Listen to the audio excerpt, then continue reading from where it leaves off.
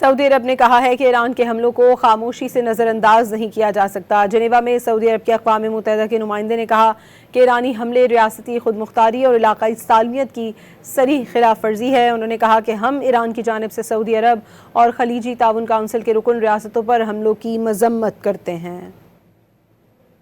سعودی عرب نے کہا ہے کہ ایران کے حملوں کو خاموشی سے نظر انداز نہیں کیا جا سکتا۔ جنیوا میں سعودی عرب کے اقوام متحدہ کے نمائندے نے کہا کہ ایرانی حملے ریاستی خود مختاری اور علاقائی سالمیت کی صریح خلاف ورزی ہے۔ انہوں نے کہا کہ ہم ایران کی جانب سے سعودی عرب اور خلیجی تعاون کونسل کے رکن ریاستوں پر حملوں کی مذمت کرتے ہیں۔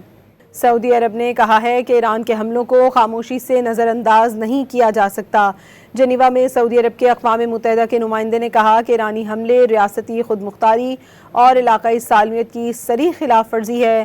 انہوں نے کہا کہ ہم ایران کی جانب سے سعودی عرب اور خلیجی تعاون کونسل کے رکن ریاستوں پر حملوں کی مذمت کرتے ہیں۔